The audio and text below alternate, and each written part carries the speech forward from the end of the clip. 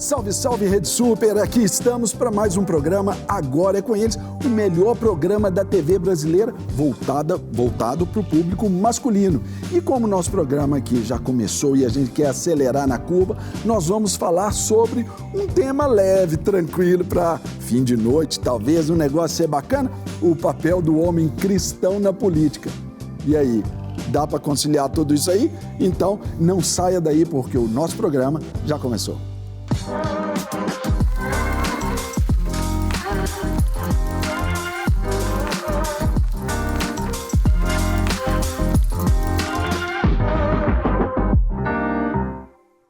É isso aí, pessoal. Nosso programa Agora é com Eles, falando sobre o homem cristão e a política. Deve se envolver ou não? De que forma? Tudo isso aqui com esse meu amigo, meu companheiro aqui, que divide comigo aqui a apresentação desse programa.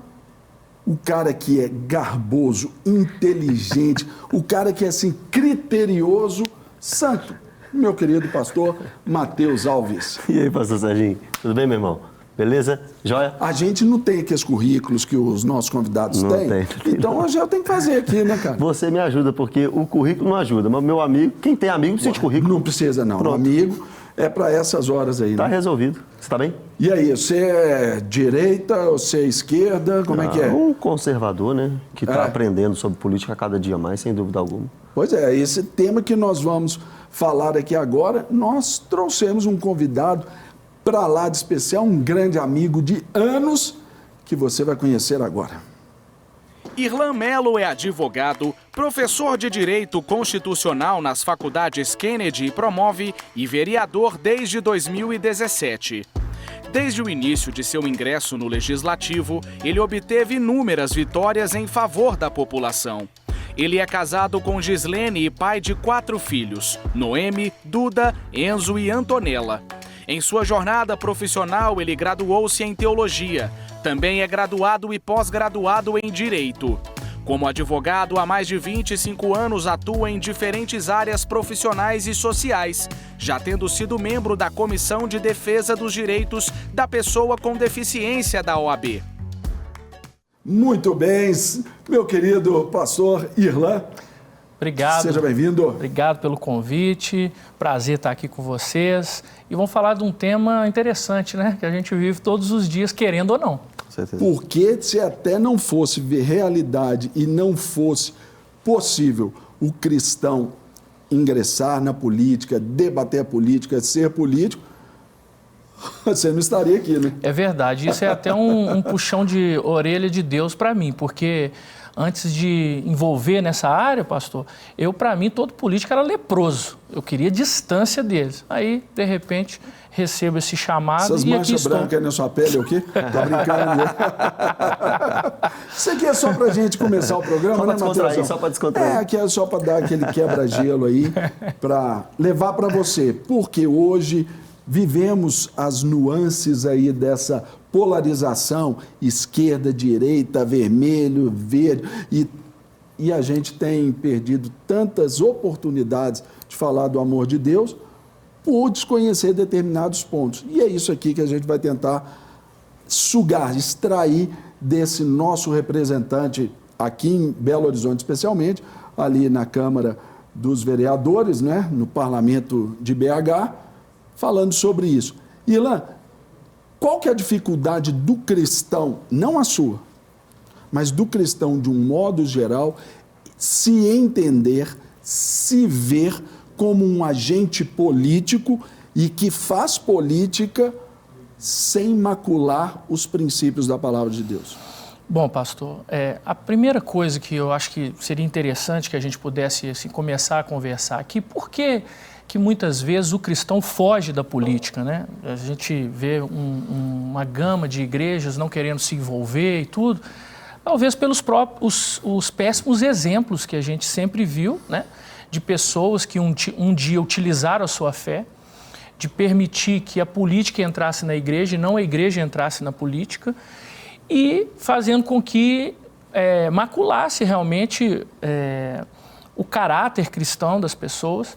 Então, assim, o primeiro ponto é que nós precisamos de bons exemplos. Efésios 2, a partir do versículo 8 diz: pela graça sois salvos mediante a fé, isso não vem de vós, é dom de Deus. É o cerne do Evangelho, a salvação através do Senhor Jesus. Mas aí na continuidade ele diz assim: porque somos feitura sua, criados em Cristo Jesus para boas obras. Puxa vida, será que não dá para fazer boas obras na política? Com certeza. Agora, para se envolver nisso, é necessário pecar? É necessário abrir mão dos princípios e valores da palavra de Deus? Se corromper? Né? Tem um livro muito interessante do Grunder, que é O Cristão e a Política, A Vida Nova. Muito interessante. E ele fala justamente sobre isso.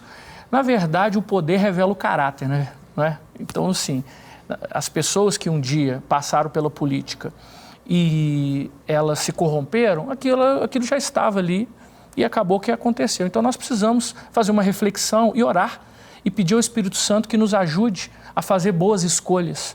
E acompanhar também, né?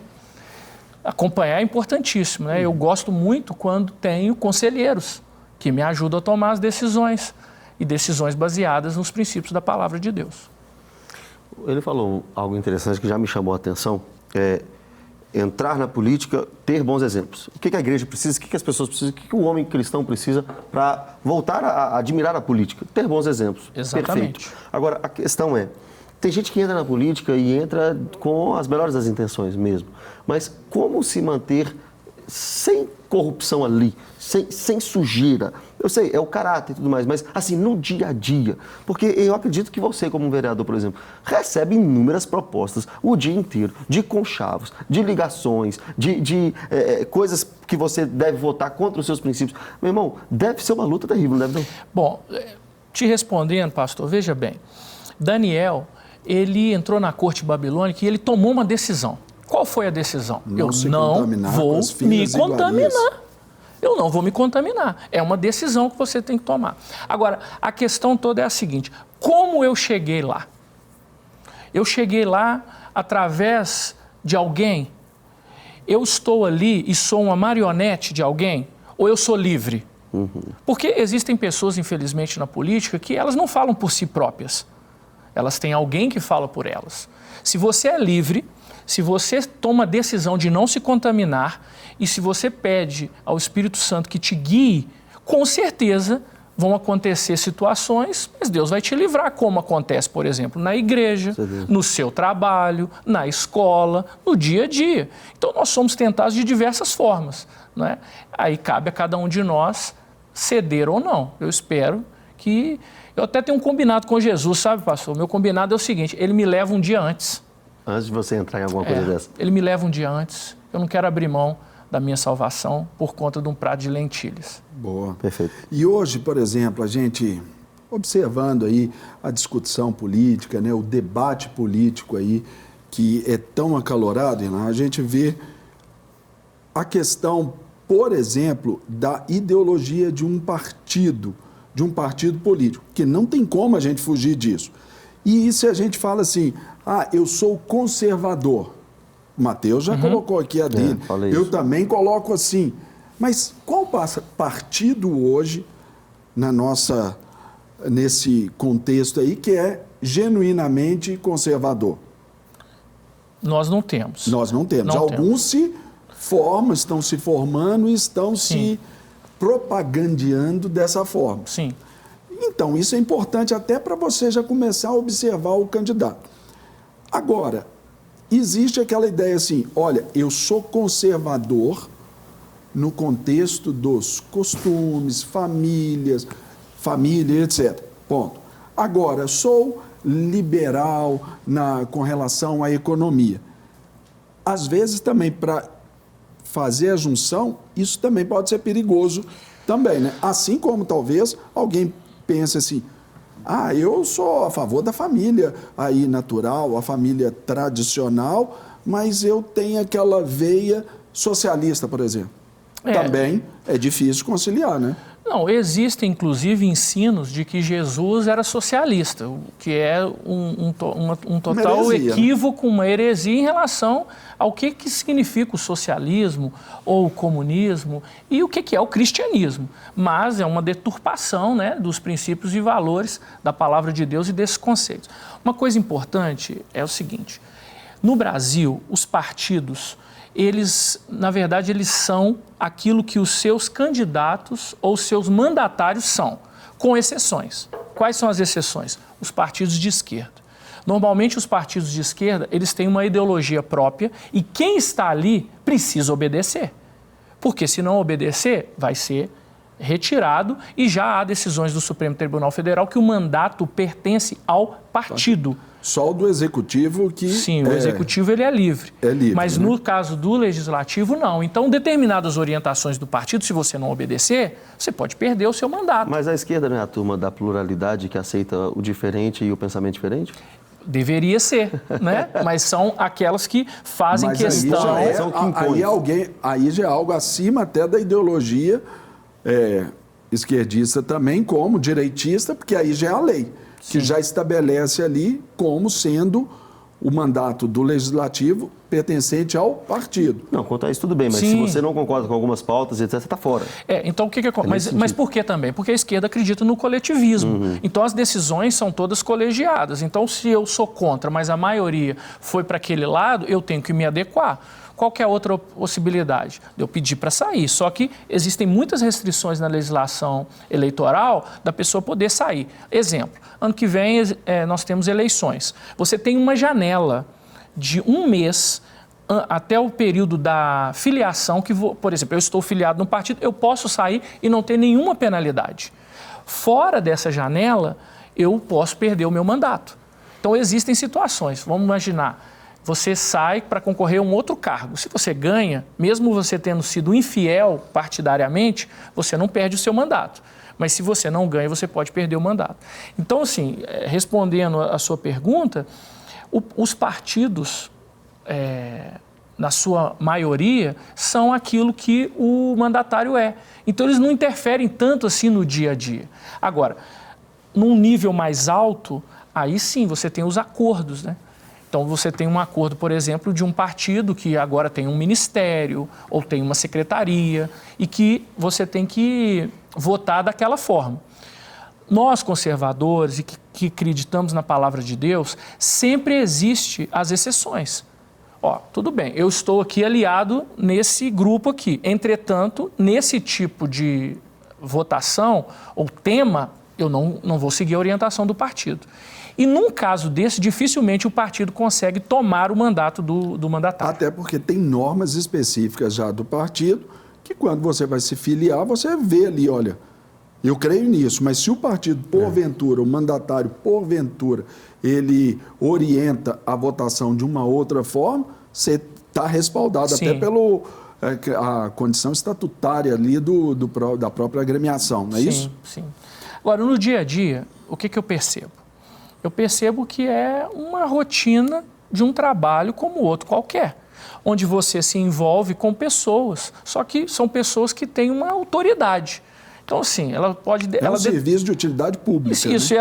ela pode determinar o futuro de um estado, da nação e de uma cidade. Então, assim, por exemplo, eu já tive algumas oportunidades de estar com prefeitos, não para falar de política, mas para falar de Jesus. Eu já estive, por exemplo, com o pastor Márcio, na casa de um prefeito, e nós tratamos da palavra de Deus, do Evangelho. E evangelizamos esse prefeito. Por quê?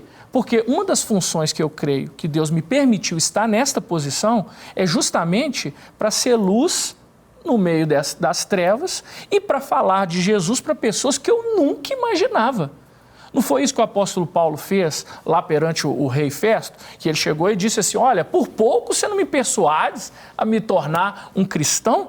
E o apóstolo Paulo falou, olha, eu gostaria que você se tornasse um cristão, com exceção dessas algemas aqui. Mas então, por quê? Porque ele fez uma defesa veemente daquilo que ele acreditava. Então, nós que acreditamos na palavra de Deus, nós devemos usar esta posição para poder falar de Jesus. Para pessoa, que dia que eu imaginei que eu sentaria com um prefeito, com um governador, com um ministro, com um senador? Com um presidente? Com um presidente, eu nunca imaginei isso. Não é? Agora, deixa eu dar um exemplo para vocês. Eu sou ali da região do Betânia, pastor Serginho sabe. Sempre aconteciam acidentes ali, na descida do Betânia, do anel rodoviário.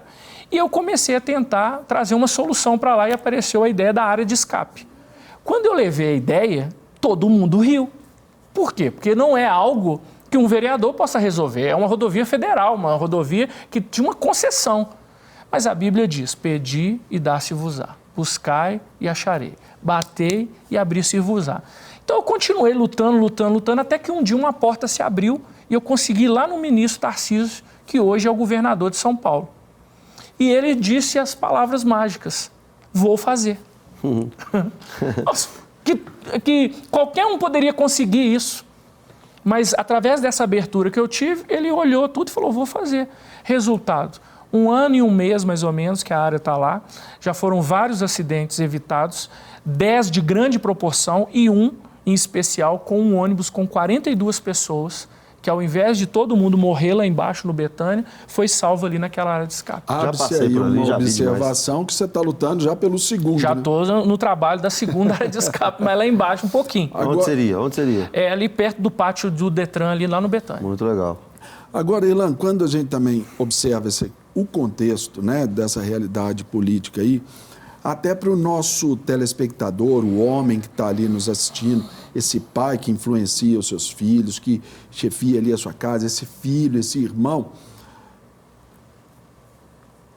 Como associar, por exemplo, a gente tem valores que para nós cristãos eles são inegociáveis. Por exemplo, o direito à vida.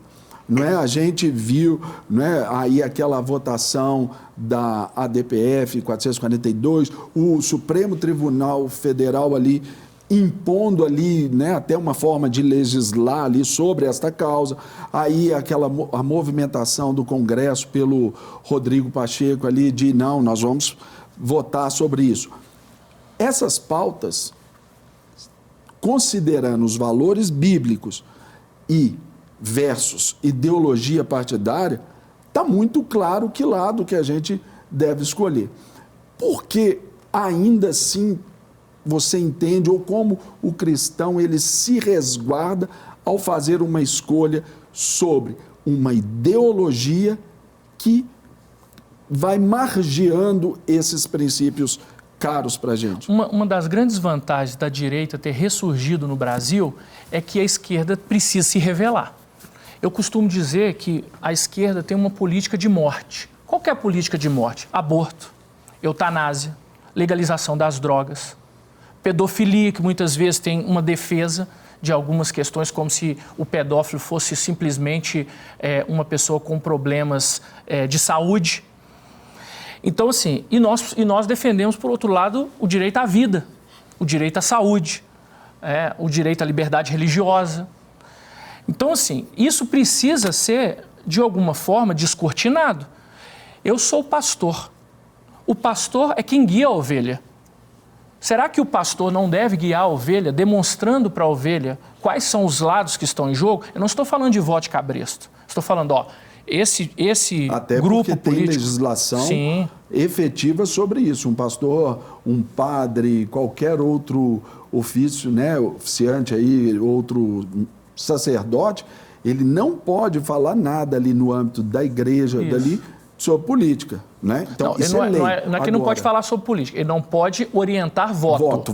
Mas ele pode mostrar, esse aspecto político aqui, ele defende esses valores, esse outro defende outros.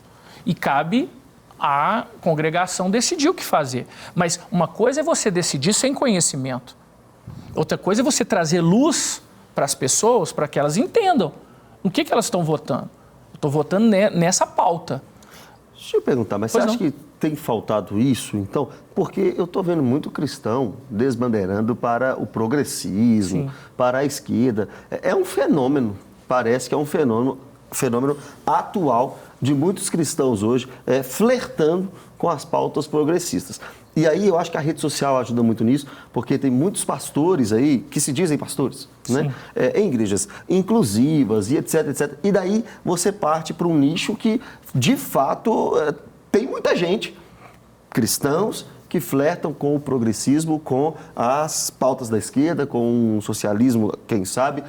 Por que você acha que isso tem acontecido ou não? Ou, de fato, a maioria cristã continua firme, fiel, mas é aquela minoria que faz barulho, né? Quando você vê na igreja, única e exclusivamente, mensagens triunfalistas, mensagens de prosperidade, e você perde a essência da palavra, né? A Bíblia diz, guardei tua palavra no meu coração para não pecar contra ti. Eu posso garantir que 90% do que eu sei de Bíblia eu aprendi na escola bíblica dominical. Só que os tempos hoje fazem com que muitas igrejas elas não tenham mais cultos de ensino da palavra, estudo da palavra, e aí você começa a entrar nesse tipo de situação. Então, acho que um lado é esse. O outro lado é o seguinte, a pessoa que está no pecado, ela tem consciência disso, ela começa a se justificar. E ela, para se justificar, ela começa a criar uma ideologia própria. E às vezes são pessoas que estão no altar, e elas começam a fazer um tipo de pregação contrária à palavra de Deus, inclusive para se justificar. Eu costumo sempre dizer, olha a família, olha os frutos, pelo fruto você conhece a árvore, não é? E aí você começa a identificar se realmente aquela pessoa ela está de acordo com os princípios da palavra de Deus ou não. Agora, as ovelhas muitas vezes seguem, porque elas acreditam naquilo que está sendo passado ali. Então, cabe a nós e cabe aos pastores fazer uma reflexão em relação a isso e instruir.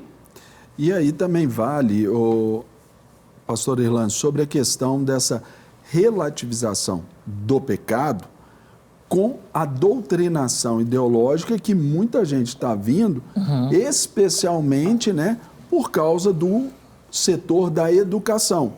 E, claro, também da mídia, onde nós vimos aí essa agenda progressista sendo estabelecida aí de uma forma escancarada, não tem nada mais velado, a fim de contribuir ali por aqueles pilares que esse progressismo traz. Por exemplo, a dissolução ali da questão do patriarcado, a questão ali da dissolução da família, a desconstrução na questão da sexualidade.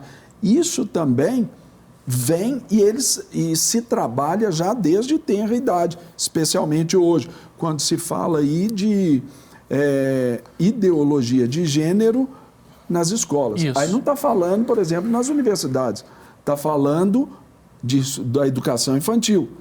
Isso também já é um alerta que o cristão ele precisa de ter, não só pelo exemplo do pastor, pela instrução do pastor, mas também pela apresentação da verdade bíblica quanto à nossa representatividade social, não é? Pastor Serginho, e as pessoas que estão nos assistindo aqui, quem é universitário, eu quero fazer uma pergunta. Eu tenho duas faculdades, eu fiz Direito e fiz Teologia. Vamos tirar a Teologia porque eu tenho mais focado com a questão mesmo bíblica, mas o Direito. Nos intervalos, nós tínhamos um grupo de oração dos cristãos, que eram da universidade, de algumas turmas diferentes. Então, não eram todos os dias que a gente se reunia, mas pelo menos 3 vezes durante a semana, a gente se reunia para orar. Eu pergunto a quem está nos assistindo aqui e é de uma universidade, existe isso hoje? Não. Por quê? Porque não existe... Porque eu estou vivendo essa realidade. Então, você está vivendo isso. Porque não existe espaço para isso. Não existe espaço mais para você dizer dentro de uma sala de aula que você é cristão. Cristofobia é verdade ou é mentira? Com certeza absoluta existe, né? Nós vivemos isso, eu vivi isso há uns 2 semestres atrás, aí, especialmente assim, e pontualmente quando o aniversário de um colega, a professora, ok? Ela disse assim, olha, gente, então eu sei que tem aí alguns sacerdotes aí na turma, pastores, padres, não sei o quê. Alguém pode vir aqui fazer uma oração aqui pelo colega Mateus? Quem foi o primeiro a pular lá na frente? Serginho. Lógico. Aí eu falei, olha, pessoal, vamos fazer o seguinte, independentemente aí do seu credo religioso, que eu estou falando, porque é uma miscelânea ali, independente do seu credo religioso, da sua forma de confissão de fé, você estenda suas mãos, ministre coisas boas aqui para o nosso colega Mateus em ocasião do seu aniversário. Eu vou fazer uma oração. Se você também entender que aquilo que eu orei por ele, aquilo que eu pedi a Deus por ele, você achou que é legal, beleza, você fala assim, amém, ou assim seja, ou então é isso mesmo. Desse jeito. Fiz oração, Pai, em nome de Jesus, amém.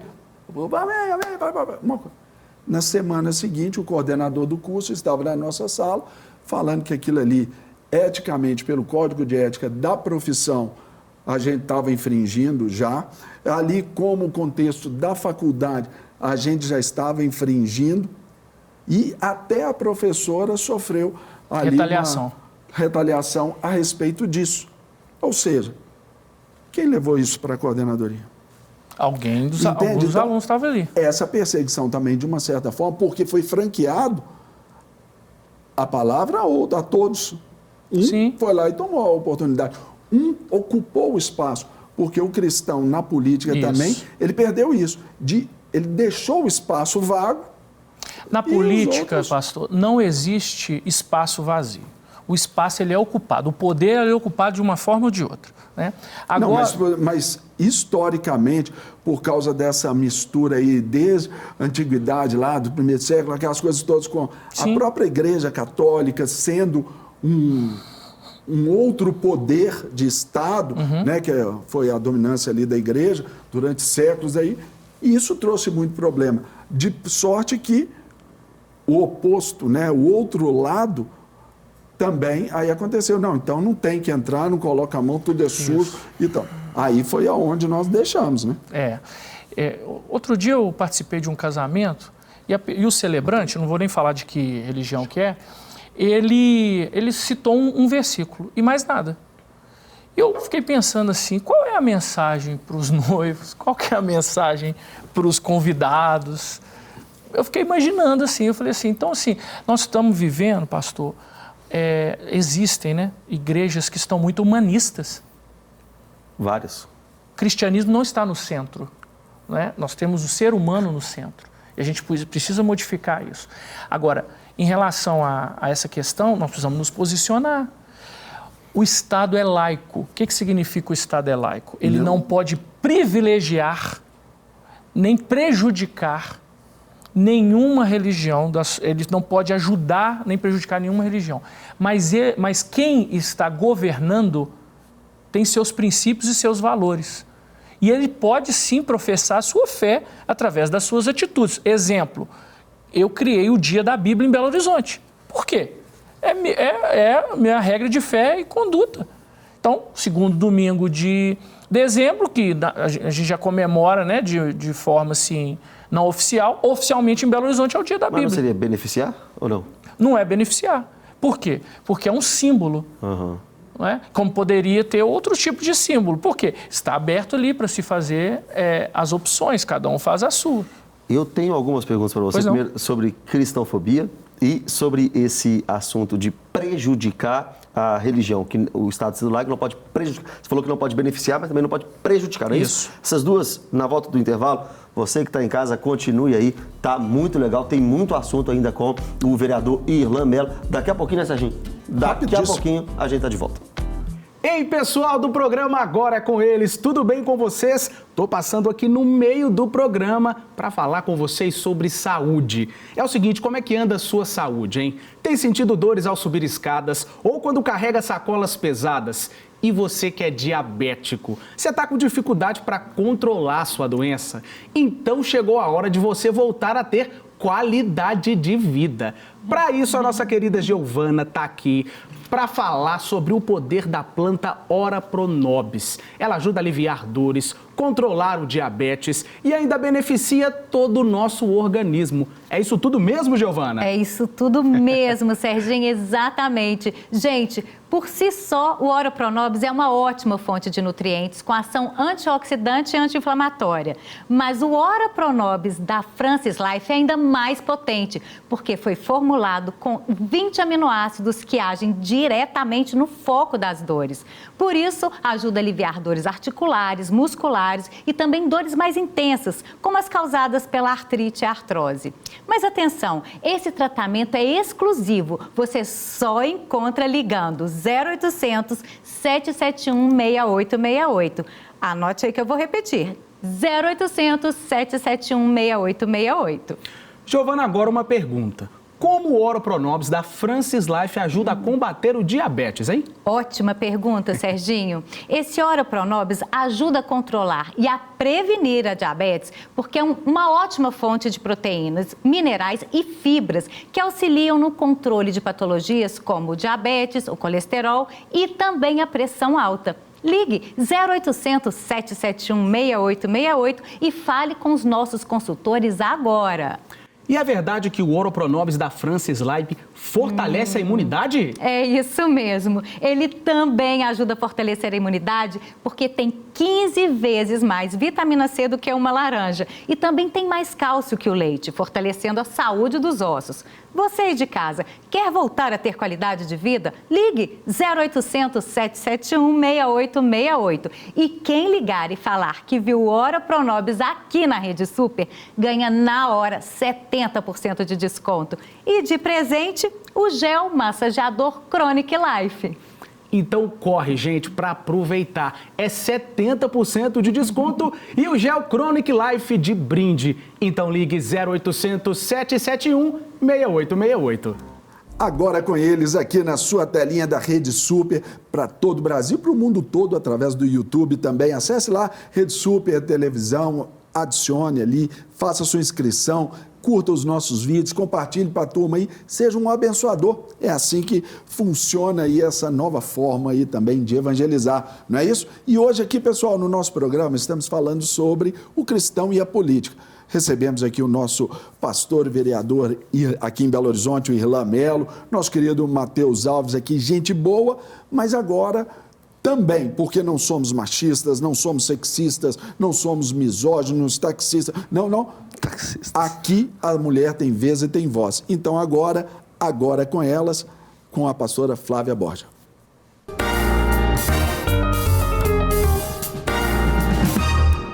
Fala, pessoal do programa Agora é com eles. Um abraço a todos vocês, um abraço ao pastor Serginho. Me pediram para falar sobre a importância da participação do homem cristão na política.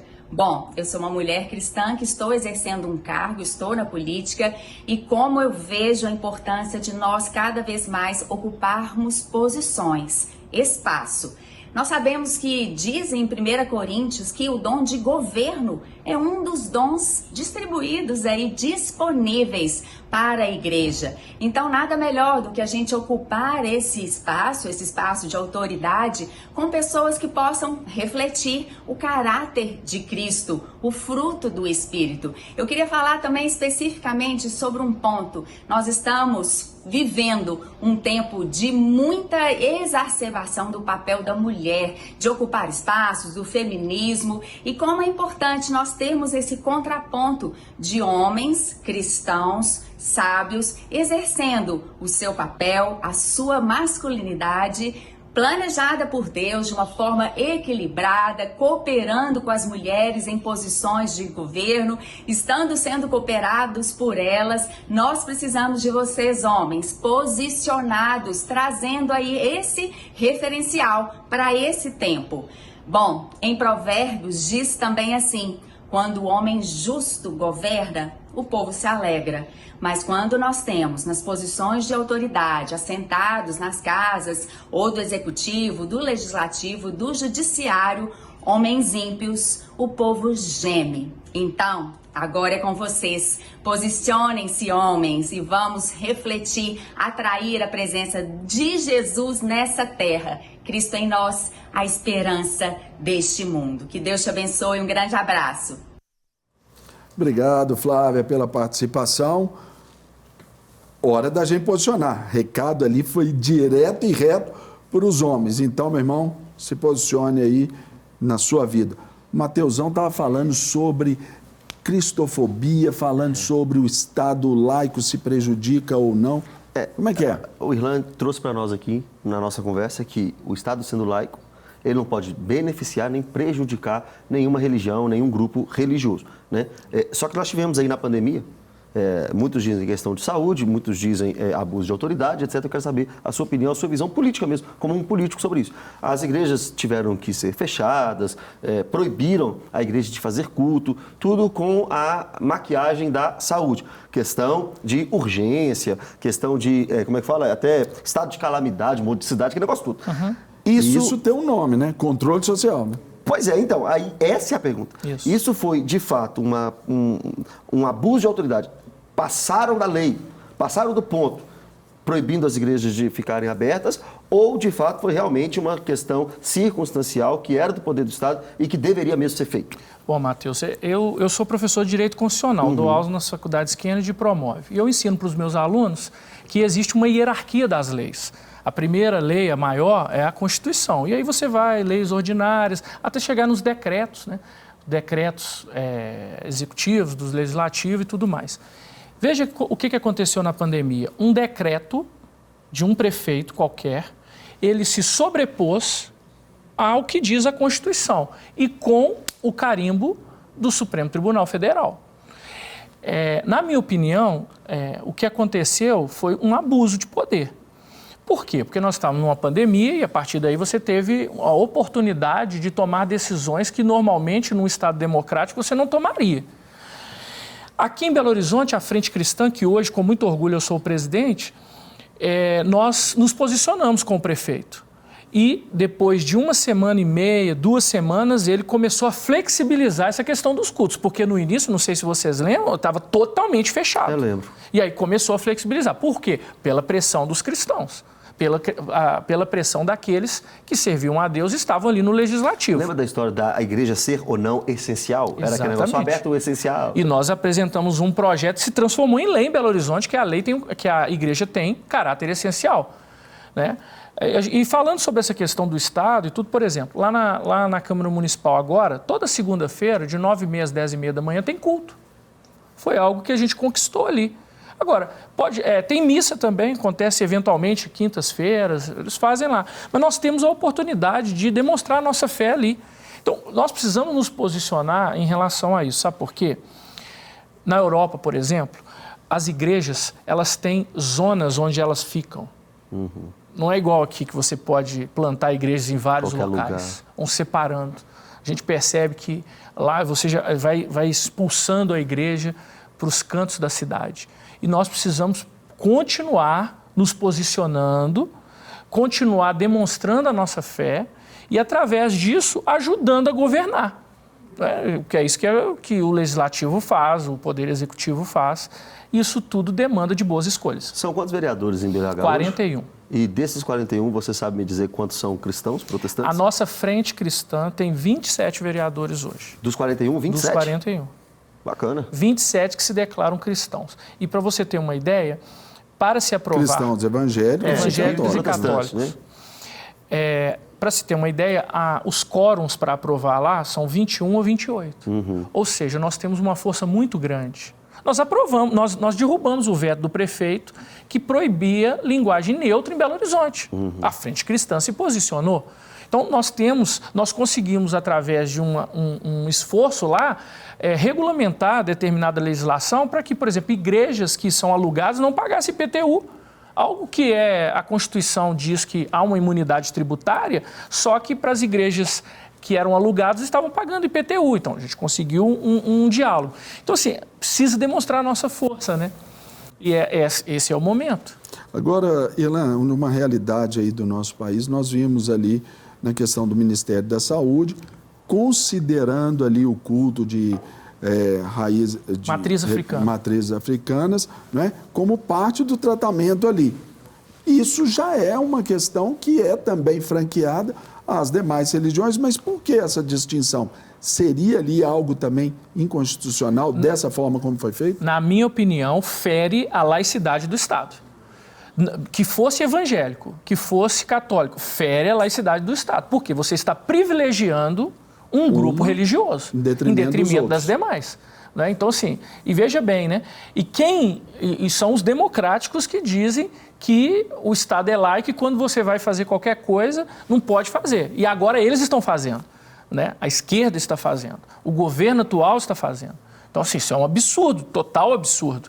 E quando confrontado, simplesmente se calam. E fica por isso mesmo. Mas isso tudo demonstra o quê? A questão de você buscar um domínio, uma prevalência de uma posição. Na verdade, o que acontece? A minoria, quando não consegue vencer, ele tem dois caminhos. O primeiro caminho é através de leis que podem ser inconstitucionais e o segundo caminho é o judiciário. É o que nós estamos vendo agora em relação à questão do aborto. O aborto está sendo avaliado no Supremo Tribunal Federal. Por que está sendo avaliado? Porque existe uma ação de um partido político de extrema esquerda, ajuizado em 2017, que está para ser julgado. Agora, a pergunta é, o Estado brasileiro, o Poder Legislativo, legislou sobre esse assunto? A resposta é sim. Sim, já tem. Aí a outra pergunta é, não, mas o poder Legislativo deveria avançar nesse sentido. A resposta é, o Poder Legislativo não quer. Porque a falta de legislar é um posicionamento. Então, assim, porque não consegue vencer no diálogo, no debate, eu tenho que ir para o tapetão. E aí o Supremo muitas vezes erra. Por quê? Porque legisla. Não é função dele. A função dele é julgar. E quem para o Supremo? Então, quem deveria parar o Supremo é o Senado. Agora, há disposição para isso? Vontade para isso? Agora, Irlan, dentro de um assunto também muito polêmico, muito amplo, mas contando, claro, com seu poder de síntese também, nós vimos aí também, dias passados, um parlamentar federal, ele, por um momento lá, num embate acalorado lá numa comissão, ele se referiu a uma deputada trans lá com a expressão meu amigo. E aí depois ingressa-se com aquela ação sobre, ali ela pediu até 3 milhões de reais, uns negócios assim meio estratosféricos. Essa condição, porque ele também defende lá, olha, homem tem pênis, mulher tem vagina e assim, e acaba que isso fica. Como que se estabelece, pelo menos para nós, cristãos, que temos ali a Bíblia como regra de vida e prática, essa condição de até falarmos, olha, homem é homem, mulher é mulher, como nós acreditamos? Então, se você estiver dentro do discurso religioso, nas decisões do Supremo Tribunal Federal, há essas exceções, porque é a minha fé. E eu tenho liberdade de pensamento e liberdade de pensamento religioso também. Mas existem já ações e determinações contra Sim, esse tipo de existem e vão ser julgados um dia. Vão ser julgados por quem? Vão ser julgados por pessoas que têm as suas crenças, né?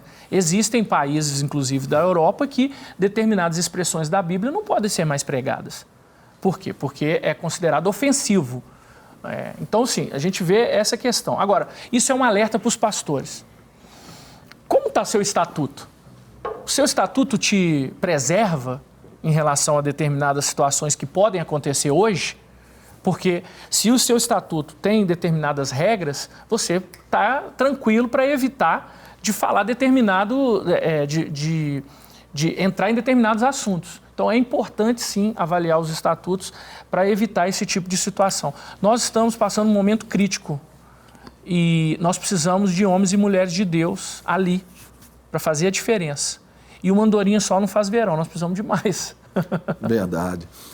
Mateusão, tínhamos tantas outras perguntas aí, tanta coisa para discorrer nesse assunto aí, mas quero aqui agradecer o nosso querido Irlan Mello, pastor, advogado, também vereador em Belo Horizonte, um homem de Deus. Obrigado pela presença aqui no programa e pela rica contribuição aí. Obrigado, pastor Serginho, pastor Mateus. Eu quero abençoar cada um daqueles que estão assistindo aqui, que Deus te abençoe, que o Espírito Santo possa te dar uma visão clara daquilo que Ele tem para a sua vida no futuro. Obrigado pelo convite. Amém. Grande honra.